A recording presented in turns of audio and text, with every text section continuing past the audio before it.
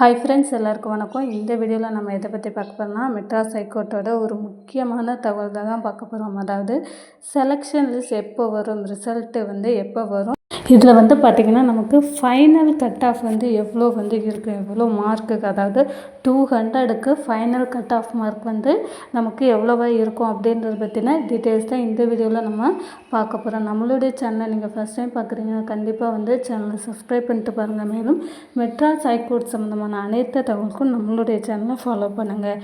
இப்போ வாங்க வீடியோக்குள்ளே போகலாம். அதாவது பார்த்திங்கன்னா மெட்ராஸ் ஹைகோர்ட்டோட எக்ஸாம் எழுத ஆஃபீஸர்ஸ் 2 மசாஜ், வாட்ச்மேன், அப்புறம் கார்டனர், காப்பி அசிஸ்டன்ட், இந்த மாதிரி நிறைய பேர் இருக்கிறாங்க. எல்லாருமே பார்த்திங்கன்னா செலெக்ஷன் லிஸ்ட்டுக்காக வெயிட் பண்ணிகிட்டே இருக்கிறீங்க. இந்த மே மந்தில் பார்த்திங்கன்னா நமக்கு சர்டிஃபிகேட் அப்லோடுக்கான ஒரு நோட்டிஃபிகேஷன்ஸ் கொடுத்துருந்தாங்க. கிட்டத்தட்ட மே 10 தேதி வரை நமக்கு சர்டிஃபிகேட் அப்லோடுக்கான நோட்டிஃபிகேஷன்ஸ் கொடுத்து அந்த வெப்சைட்டும் நமக்கு ஓப்பனாக இருந்தது. ஆனால் மே 10 முடிஞ்சிச்சு. அதுக்கப்புறமே ஏன் செலெக்ஷன் லிஸ்ட் இன்னும் வரல அப்படின்றது நிறைய பேரோட டவுட்டாகவே இருக்குது. கூடிய விரைவில் ஏன் லேட் ஆகுது அப்படின்னு பார்த்திங்கன்னா, ஆல்மோஸ்ட் இந்த மே மந்த் பார்த்திங்க அப்படின்னா விடுமுறை காலம். நிறைய பேர் ஸ்கூல் லீவு, காலேஜ் லீவு, நிறைய அந்த ஆஃபீஸில் ஒர்க் பண்ணுறவங்க, கவர்மெண்ட் ஜாப்பில் இருக்கிறவங்களுமே வெக்கேஷன்ஸ் அந்த மாதிரி போயிருப்பாங்க. நிறைய லீவுகள் இருக்கும். இதனாலேயே பார்த்திங்கன்னா நமக்கு கொஞ்சம் டிலே ஆகிட்டே வருது. இன்னொன்று பார்த்திங்கன்னா, நம்ம எக்ஸாம் எழுதினவங்க நிறைய பேர் அதிகமான இதில் ப்ராக்டிக்கலை செலக்ட் பண்ணுறது ஈஸி. அதுக்கப்புறம் நெக்ஸ்ட்டு இன்டர்வியூக்கு செலக்ட் பண்ணுறது ஈஸி. ஏன்னா அதில் கம்மியான பேர் தான் வருவாங்க. அதாவது 1:5 அப்படின்ற கணக்குப்படி தான் வருவாங்க. இதில் பார்த்திங்கன்னா அப்படின்னா எக்ஸாம் எழுதின எல்லாரையுமே வெரிஃபை பண்ணி எல்லாருடைய பேப்பரையும் திருத்தி செலெக்ஷன் லிஸ்ட் ரெடி பண்ணி ரீசெண்டாக சர்டிஃபிகேட் அப்லோட் பண்ணியிருப்பாங்க இல்லையா, ப்ரையாரிட்டி சர்டிஃபிகேட்டு, பிஎஸ்டிஎம், விடோ, அப்புறம் எக்ஸ் சர்வீஸ்மேன், இந்த மாதிரி நிறைய சர்டிஃபிகேட்டுக்கான ஆப்ஷன்ஸும் அவங்க கொடுத்துருக்காங்க. இதெல்லாமே திருப்பி அப்ளை பண்ணியிருப்பாங்க, திருப்பி அப்லோட் பண்ணியிருப்பாங்க. அதற்கான ரீசெக்குமே நடக்கும். மறுபடி எல்லாத்தையும் ரீசெக் பண்ணி செலெக்ஷன் லிஸ்ட் வர்றதுக்கு கொஞ்சம் டிலே ஆகுது. அடுத்ததாக பார்த்திங்கன்னா இந்த மே மாதம் முக்கியமான விடுமுறை காலம் வேறு. இதனாலேயே நமக்கு டிலே ஆகிறதுக்கான சான்ஸும் இருக்குது. இப்போ இந்த மே மாதம் முடிஞ்சு கண்டிப்பாக வரும் ஜூன் மாதங்களில் நமக்கு செலெக்ஷன் லிஸ்ட் ரிசல்ட் வெளியிடுறதுக்கான வாய்ப்புகள் பார்த்திங்கன்னா அதிகமாகவே இருக்குது. நமக்கு செலெக்ஷன் லிஸ்ட் வெளியிட்டுட்டாங்க அப்படின்னா அடுத்த ப்ராசஸ் கண்டினியூஸாக நிற்காமல் தொடர்ந்து நடந்துகிட்டே இருக்கும். அடுத்ததாக பார்த்திங்கன்னா ப்ராக்டிக்கல் பார்த்திங்கன்னா கூடிய சீக்கிரம் கடந்த ஜூலைக்குள்ளே வரக்கூடிய ஜூலைக்குள்ளே நமக்கு ப்ராக்டிக்கல் நடக்கிறதுக்கான சான்ஸ் நிறையவே இருக்குது. ஏன்னா இந்த ஜூன் மாதத்தில் நமக்கு செலெக்ஷன் லிஸ்ட் வெளியிட்டுட்டாங்க அப்படின்னா நெக்ஸ்ட்டு ப்ராசஸ் பார்த்திங்கன்னா நமக்கு ப்ராக்டிக்கலாக தான் இருக்கும்.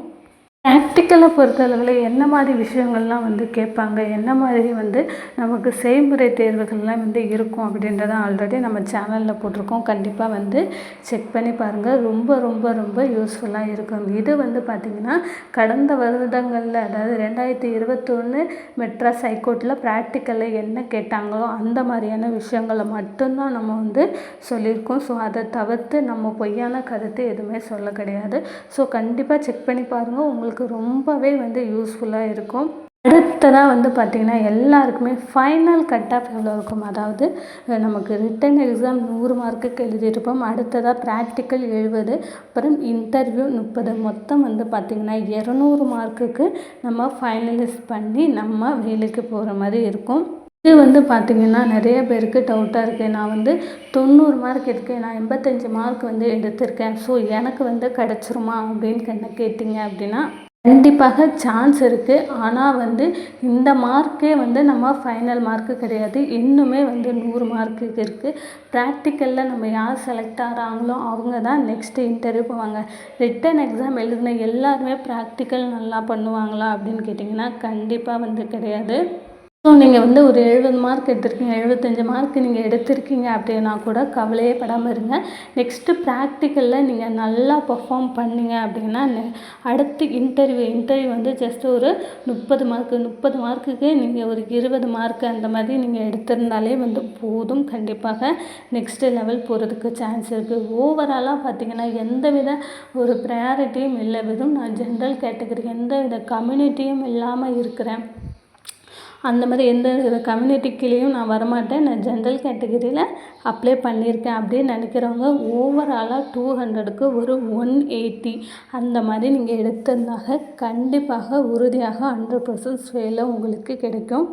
அடுத்ததாக வந்து பார்த்திங்கன்னா சில பேர் கம்யூனிட்டி கீழே வந்து வருவாங்க. அதாவது ஓபிசி வந்து எம்பிசி, பிசி, டிசி இந்த மாதிரி கம்யூனிட்டி கீழே இருக்கேன், ஆனால் எனக்கு எந்தவித ப்ரையாரிட்டி சர்டிஃபிகேட்டுமே வந்து இல்லை அப்படின்னு நினைக்கிறவங்க ஒரு 175, 170 இந்த மாதிரி எடுத்திருந்தாலே கன்ஃபார்மாக நமக்கு வேலை கிடைக்கிறதுக்கான சான்ஸ் நிறையவே வந்து இருக்குது.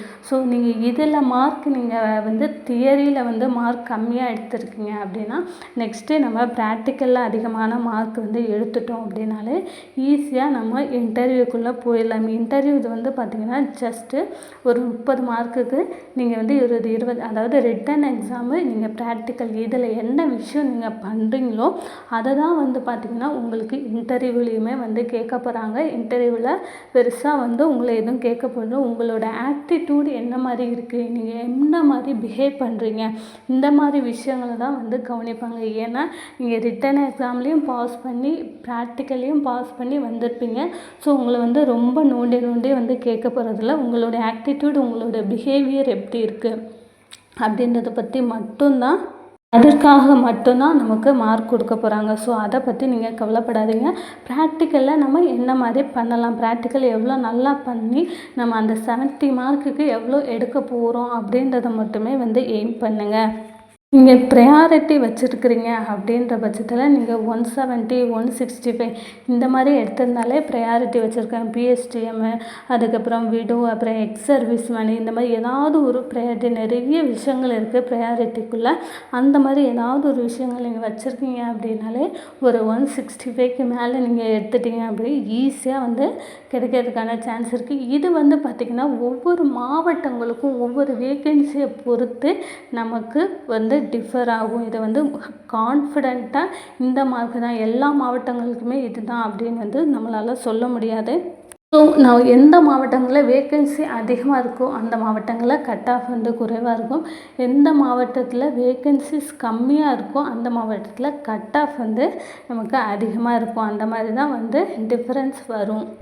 அடுத்ததாக வந்து பார்த்திங்கன்னா நீங்கள் விடோவாக இருக்கீங்க, இல்லை டிசபிலிட்டி பர்சனாக இருக்கீங்க, எக்ஸ் சர்வீஸ் மேனாக இருக்கிறீங்க அப்படின்னா நீங்கள் ஓவராலாக 150 மார்க் இந்த மாதிரி எடுத்திருந்தாலே வந்து உங்களுக்கு ஈஸியாக நீங்கள் நெக்ஸ்ட்டு லெவல் போஸ்டிங் போகிறதுக்கான சான்ஸ் அதிகமாகவே வந்துருக்கு.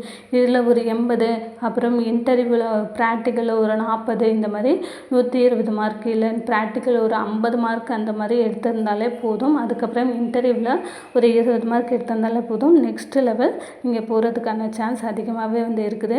ஸோ அடுத்தடுத்து மெட்ராஸ் ஹைகோர்ட் சம்மந்தமான எல்லா தகவல்களும் நம்மளுடைய சேனலில் வந்து நம்ம வீடியோ போட்டுகிட்டே வந்து வரோம். கண்டிப்பாக வந்து நம்மளுடைய சேனலை வந்து ஃபாலோ பண்ணுங்கள், சப்ஸ்கிரைப் பண்ணுங்கள் ஃப்ரெண்ட்ஸ். தேங்க்யூ.